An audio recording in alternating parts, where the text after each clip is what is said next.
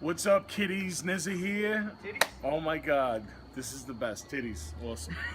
Anyway, I love boobs, right? Who doesn't? Right. Boobs and bacon, right? Well, anyway, I am here with the legendary Michael Graves. He's granted me a lifelong dream to interview him, and this is going on right now, and it's amazing. So, thank you very much, sir. You're welcome. I guess I could start off the interview with asking you about your new effort that you just put out. Just the whole process. You're going through like Kickstarter. You've done that with a couple of projects prior to this. I feel that's like a good connection with fans because they can see you do like the process. So I guess just the whole process of like, you know, making the album. How'd that go along? Mosquito, yeah.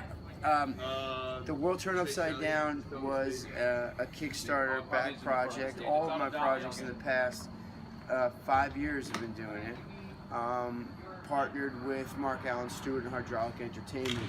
All of those projects that flow through that company, we have done through Kickstarter. The reason that Kickstarter is so perfect, the platform for an artist like myself, and a company like Hydraulic Entertainment, a company like Michael Graves, is because the cornerstone of everything we do is experiential. The connection I have with my fans is by far one of the strongest bonds in music, I think. I'm a musician for the people. I'm like the working man's musician, you know? So through Kickstarter, to have that opportunity to you know, be in videos and all the experiential opportunities that come through Kickstarter are the perfect platform for somebody like me. So that's what we've been using to capitalize, you know, to stream in capital to build these projects. And like you said, and the fans get to see the process. They get to contribute to the process, and help be part of the business end. It's a learning experience too for the younger fans to see how it kind of works. Like the connection, yeah, that's awesome. I remember like, you know, just growing up waiting for like albums to come out and I wouldn't know what was going on, but now you can see everything step by step, and I just think it's priceless. You know, that's a cool, it's a cool lot. method. It's a much more complex image that you get of everything. That's very cool. Your Illusion album, I've always been like so like, I don't know, intrigued with it because of the whole West Memphis 3. Like, I just think it's so awesome that you connected with Damien, and how did that all come about? Like, just like anybody else, I watched the Paradise Lost movies, and I wanted to do something. I wanted to contribute. I wanted to do something, so I reached out to Damien, and I reached out to the West Memphis 3, you know, the WM3.org people, and I heard back from everybody. Damien wrote me back, Damien's wife wrote me back, the WM3.org people wrote me back. I met Angie Vela, who is putting on the West Memphis 3 World Awareness Day, you know, and I went to WM3.org and I saw that Damien was writing a book, or he had put out a book called Almost Home. So when I reached out to those guys, I said I would love to get as many books as I possibly could for you, and I'd take them out on the road and sell them and raise money for Damien, and just talk to as many people as I possibly could about the case, and just be an advocate best I can. And so he did that, and it really lit a new fire, and it really got the ball rolling in the whole MySpace days, and the effort was amazing. You know, as we got further into the effort, Damien and I continued to write letters back and forth, and we just started to kick around an idea. You know, Damien's a poet. He writes a lot. So I said, why don't you write some poetry?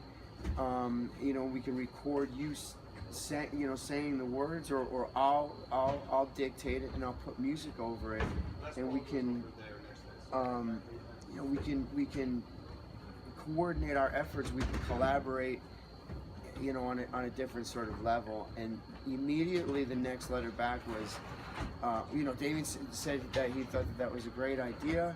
He said, I'm going to go write some stuff. And the next letter that I got from him, he said, I think I wrote a song. He says, I think I wrote a song. And it was Frostbite. It was the words to Frostbite. And the way that he did it was, he said, I'm sitting here and I'm thinking about, you know, a certain song or a certain artist. I'm thinking of Nick Cave. You know, maybe it sounds like Nick Cave and it sounds like this song. And so I would go and listen to those artists, and I would just kind of meditate on where Damien was at, and just try to make that cosmic connection, if you will. And I started playing Frostbite, and then he just kept on singing more and more songs, and we put together Illusions, and that's how it was born. Oh, that's it's awesome. Really, really magical. Yeah. I feel like the end result of the whole case and everything, just how Very bittersweet. Yeah, it really was. You know, I mean, I'm happy it went the way it did. I feel bad that they had to ultimately plead, you know, do the Alfred plea, but it's kind of like, all right, we won in that sense, but, you know, at least they're not where they were. You know what I mean? Like,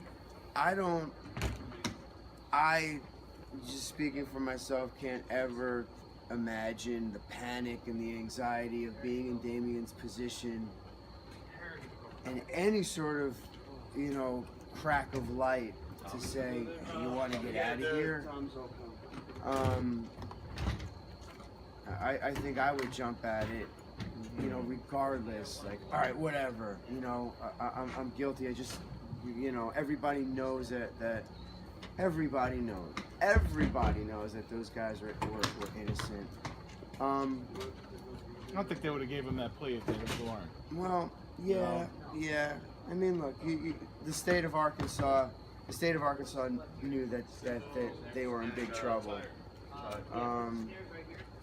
And that's the tragedy. That's the tragedy. That all those folks up there, they know what they know what's up.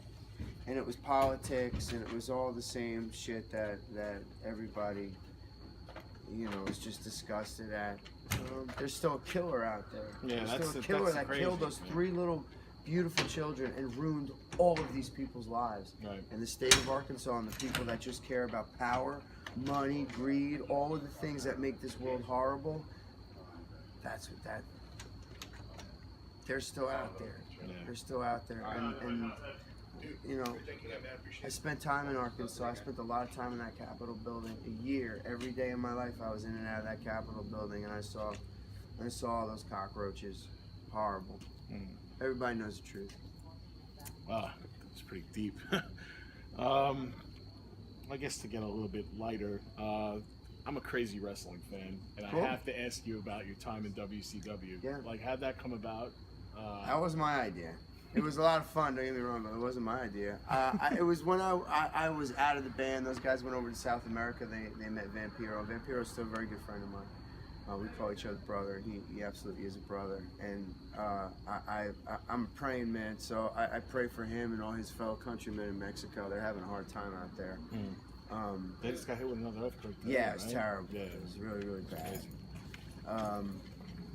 But those guys went over there. They met Vampiro. Vampiro was in WCW. You know, and Jerry